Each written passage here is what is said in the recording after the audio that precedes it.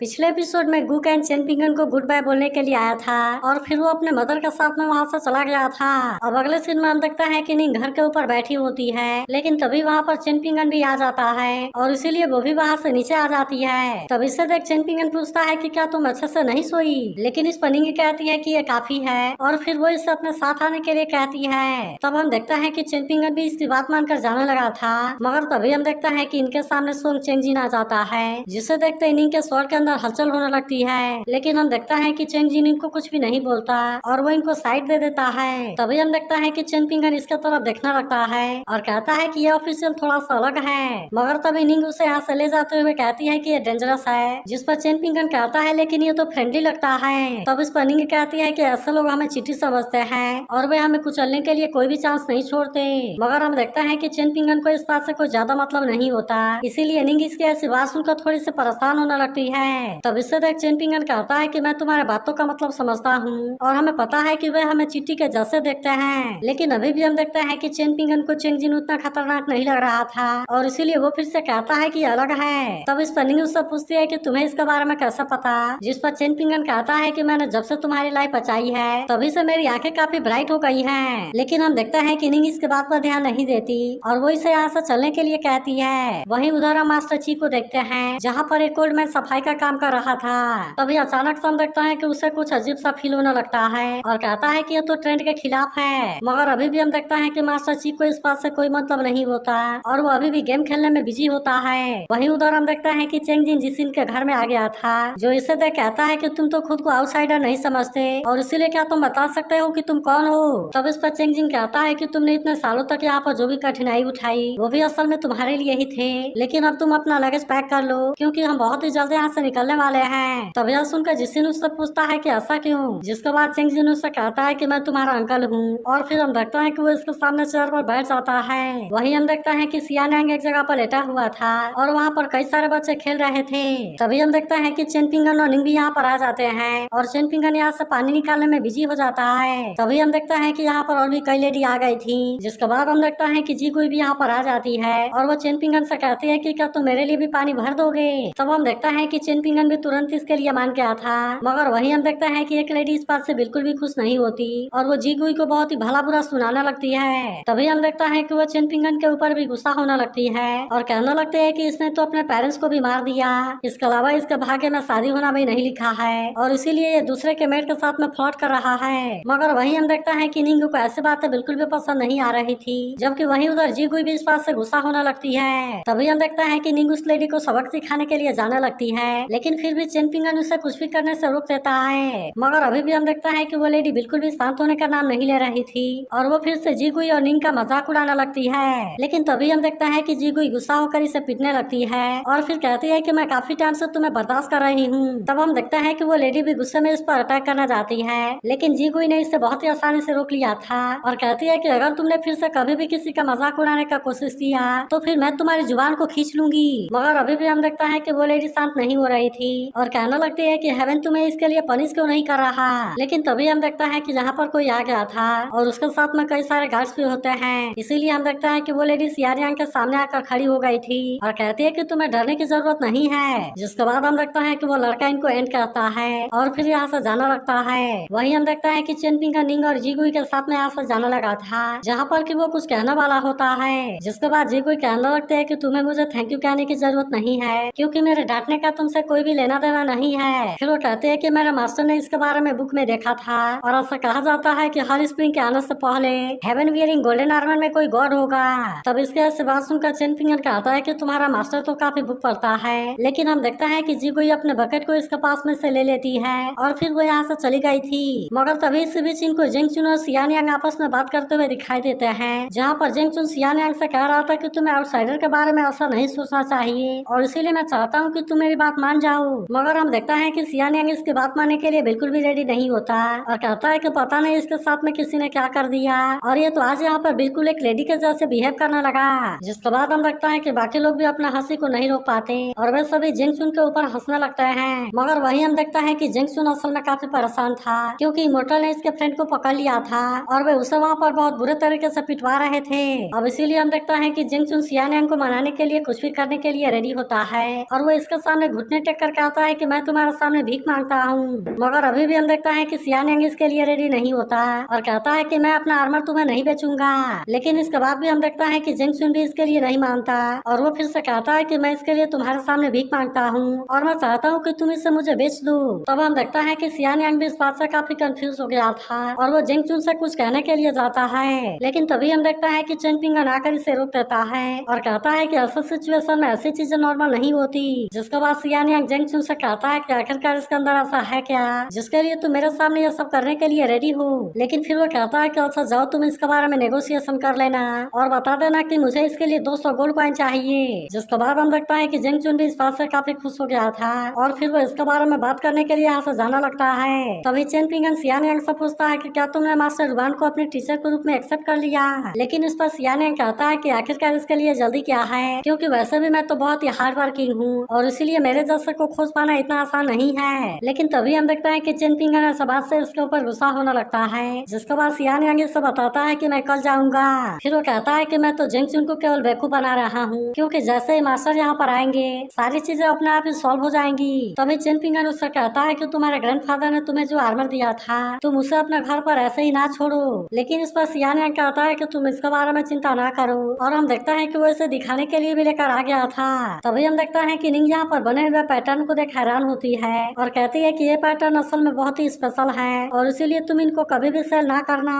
लेकिन इस पर सियान यंग कहता है कि ये चीज तो मुझे बचपन से ही पसंद नहीं है। जिस पर निंग उससे पूछती है कि क्या तुम इस मटेरियल के बारे में जानते हो। तब इस पर सियान यंग कहता है कि इसे स्टोन को क्रश करके बनाया गया होगा। जिसके बाद चेन पिंगन कहता है कि आर्मर के ऊपर भी बहुत सारे पैटर्न बने हुए हैं, लेकिन असल में जीगुई के अलावा यहाँ पर कोई भी ऐसे स्टोन को पसंद नहीं करता। तब इस पर निंग कहती है कि शायद तुम्हें इसका कीमत के बारे में नहीं पता और ये तो असल में स्नेक गैली स्टोन है, जो कि भले ही तुम लोगों के नजरों में पूरी तरह से बेकार है, लेकिन ये चीज असल में आउटसाइडर के लिए बहुत ही कीमती है और ये असल में इतना कीमती है कि इसके लिए कोई अपने जान की भी बाजी लगा सकता है। मगर हम देखते हैं कि इन दोनों में से कोई भी इसकी बात नहीं सुनता और चेन पिंगन भी यहाँ से फिश पकड़ने के लिए चला जाता है। वहीं उधर हम देखते हैं कि कुई नाम का आदमी चेंगजिन के पास में आया हुआ था, जिससे देख चेंगजिन कहता है कि वो तो सच में गुआन हुआ एकेडमी का पेन राइटर है और फिर वो अपने पावर का यूज करते हुए कहता है कि उसे तो मेरे लोकेशन के बारे में पता चल गया। लेकिन हम देखते हैं कि कोई इसके लिए कुछ भी नहीं बोलता और कहता है कि मैं यहाँ से जा रहा हूँ। तब इस पर चेंगजिन कहता है कि चलो हम सुंगमू के पास में चले और वो जिसिन से कहता है कि वापस आने के बाद तुम्हें जो भी सीट अच्छा लगे उसके ऊपर बैठ जाना,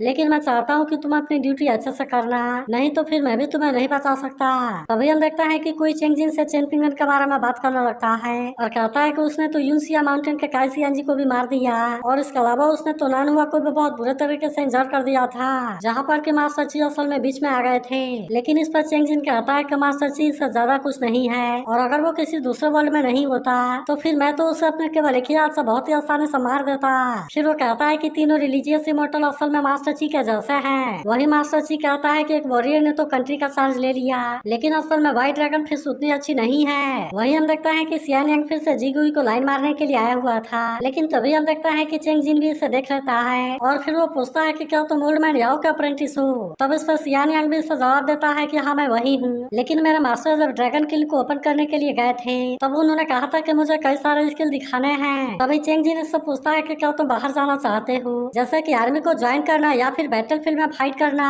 फिर वो कहता है कि अगर तुम वहाँ पर 10 सालों तक सर्वाइव कर गए तो फिर मैं तुम्हें भी एक हाई ऑफिशियल बना सकता हूँ। इसके अलावा मैं खुद तुम्हारा सक्सेस को सेलिब्रेट करने के लिए दावत रखूंगा और इसीलिए बताओ कि इसके बारे में तुम्हारा क्या विचार है। तब हम देखता है कि सियान यंग इसके लिए चेंगजिन को थैंक यू कहता है और फिर कहता है कि मैं तो मास्टर जी का अप्रेंटिस बनने के लिए एग्री हो गया हूँ और इसीलिए मुझे इसके बारे में कोई अफसोस नहीं है। तब इस पर चेंगजिन भी कहता है कि कोई बात नहीं, क्योंकि तुम्हें टाउन को छोड़ने तक वेट करना होगा, जिसके बाद तुम डानियांग पास में जा सकते हो और फिर वहाँ पर तुम लियू लिंगसी नाम के वॉरियर को खोज लेना और बता देना कि चेंगजिन ने मुझे आर्मी को ज्वाइन करने के लिए रिकमेंड किया है। लेकिन अगर इसके बाद भी वो इस पर यकीन ना करे तब उसे बोल देना कि तुम अभी भी सुई डायनेस्टी के 30,000 सिर के लिए कर्जदार हो, जिसके बाद वो तुम्हें बिल्कुल भी नहीं रोकेगा। वहीं हम देखते हैं कि जिसिन इसके साथ में जाने वाला था, लेकिन तभी अचानक से हम देखता है कि वो रुक जाता है और वो जीगुई को कुछ कॉइन देते हुए कहता है कि तुम अच्छे कपड़े खरीद लेना और अब हमें और ज्यादा पैसे कलेक्ट करने की जरूरत नहीं है। तभी हम देखता है कि जीगुई इशारे में उसे कुछ कहती है और फिर जिसिन भी यहाँ से चला जाता है। तभी सियान यांग जीगुई से पूछता है कि चेंगजिन और जिसिन के बीच में क्या रिलेशन है, लेकिन हम देखता है कि जीगुई से लूजर बोलती है। तब इस पर सियान यांग उससे कहता है कि क्या हुआ,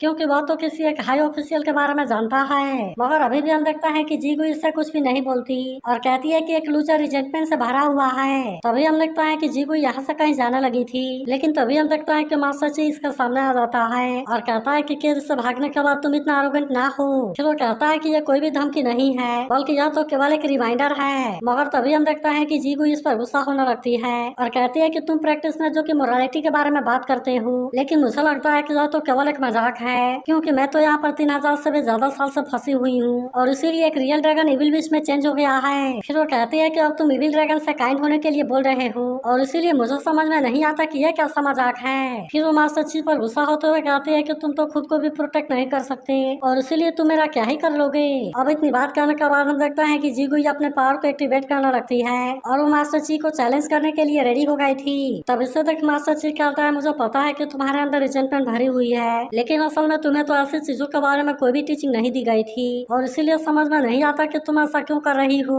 मगर वहीं हम देखता है कि जीगू को इस बात से कोई मतलब नहीं था और वो हंसते हुए मास्टर चीफ से बहुत सारी चीजों के बारे में बात करने लगती है और फिर वो कहने लगती है कि तुम तो टीचिंग के बारे में बात कर रहे हो, लेकिन असल में पिछले 3000 सालों से मुझे कोई भी शांति फील नहीं हुई। फिर वो कहते हैं कि पता नहीं तुम किस राइटसनेस के बारे में बात कर रहे हो, क्योंकि भले ही मैं इसके बारे में देख और सुन सकती हूँ, लेकिन असल में मुझे इसके बारे में समझ नहीं आता। तब इस पर मास्टर चीफ कहता है कि अगर तुम्हें सच्चाई के बारे में समझ नहीं आता तो कोई बात नहीं, लेकिन कम से कम तुम्हें ये तो पता होना चाहिए कि काइंडनेस को कैसे रिपे करना है। फिर वो कहता है कि टाइमली असिस्टेंट का रथ चाहे कितना भी टाइम क्यों ना ले, लेकिन फिर भी उसके बारे में नहीं भुलाया जा सकता। और फिर कहता है, क्या तुम भूल गए कि जब तुम सबसे कमजोर थी तो तुम्हारे साथ में क्या हुआ था, क्योंकि उस समय चिनपिंगा ने तुम्हें बचाया था और तुमने तो धीरे धीरे उसका सारे एनर्जी को ऑब्जर्व कर लिया। अब इसीलिए मास्टर चीफ कहता है कि तुम्हें तो काइंडनेस को भी रिपे करना नहीं आता, जबकि इसके अलावा तुम तो ग्रेटफुल भी नहीं हो। जिस पर जी कोई कहते हैं कि जब तुम भूखे रहते हो तो खाने के लिए कुछ ना कुछ खोजना पड़ता है और इसीलिए ये चीज तो नेचुरल है। फिर वो कहते हैं कि वैसे भी चिनपिंगन के डेस्टिनी में कोई चांस नहीं है, इसीलिए अगर वो पहले ही मर जाए तो इस बात से क्या होगा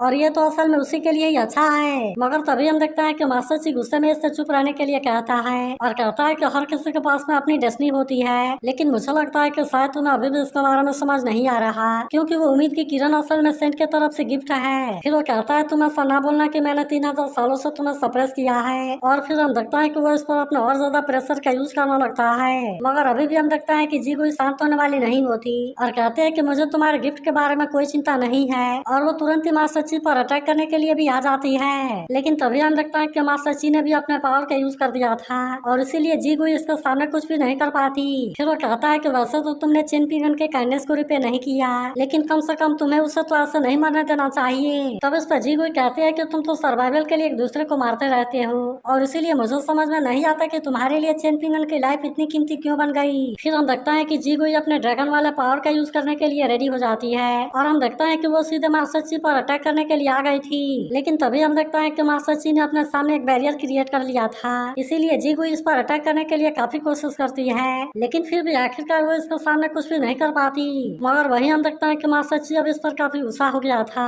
इसीलिए वो तुरंत इस पर अपने पावर का यूज करने लगता है, जहाँ हम देखता है कि जी कोई जब इसके सामने कुछ भी नहीं कर पाती, जबकि वही मास्टर ची ने अपने पावर का यूज करके इसे नीचे दबा दिया था। फिर मास्टर ची से समझाता है कि तुम्हें रिस्पेक्ट देने के बारे में सीख लेना चाहिए और इसीलिए मैं चाहता हूँ कि तुम इसके बारे में जल्दी से सीख लो। फिर वो कहता है कि तुम्हें आके रूल को तोड़ने की कोशिश ना करना, नहीं तो तुम्हें ऐसा बचकर कहीं भी नहीं जा सकती। जिसके बाद हम देखता है कि जीगुई को भी इसके बारे में अच्छे से समझ आ गया था, इसीलिए वो मास्टर ची से कहते हैं कि मैं आज के टीचिंग के बारे में याद रखूंगी, लेकिन मैं भले ही चिनपिंगन के लिए ग्रेटफुल नहीं हूँ, मगर आप लोग भी इससे चुपचाप क्यों देखते रहे। और मैं ये भी जानना चाहती हूँ कि आपने केवल मिस्टर याओ और जिसिन को फेवर क्यों किया, जबकि वही चिनपिंगन तो काफी गरीब है और इसीलिए आपने उसके बारे में कुछ क्यों नहीं किया। लेकिन इस पर मास्टर ची केवल इतना कहता है कि एक जेंटलमैन को इम्प्रूव करने के लिए सफर करना पड़ता है और फिर हम देखता है कि वो यहाँ से गायब हो गया था। वहीं हम देखता है कि चिनपिंगन कहीं पर आया हुआ था, जहाँ वो देखता है कि एक लड़की चट्टान के ऊपर बैठकर पेस्ट्री खा रही है, लेकिन तभी हम देखता है कि वो लेडी जैसे इसे देखती है वो अपने पेस्ट्री को बचाने के लिए रेडी हो जाती है। तब उस पर चिनपिंगन कहता है कि तुम इसके बारे में चिंता ना करो, क्योंकि मैं तो केवल यहाँ पर फिश पकड़ने के लिए आया हुआ हूँ। फिर हम देखता है कि चिनपिंगन फिश पकड़ने के लिए चला गया था, जहाँ पर कि वो बहुत ही आसानी से फिश को पकड़ रहा होता है, लेकिन वहीं हम देखता है कि वो लड़की भी इसे ध्यान से देख रही थी और इसीलिए हम देखता है कि वो इसका पास आकर इसे देखने लगती है। तब इसे देख चिनपिंगन उससे पूछता है कि क्या तुम्हें ये चाहिए, जिसके बाद हम देखता है कि वो लड़की भी इसे हाँ कहती है और इसीलिए चिनपिंगन अपने पास के तीनों फिश इसे दे देता है। लेकिन फिर वो कहता है कि मैं अगले फिश को यहाँ से अपने फ्रेंड के लिए लेकर जाने वाला हूँ और इसीलिए मैं उसे तुम्हें नहीं दूंगा।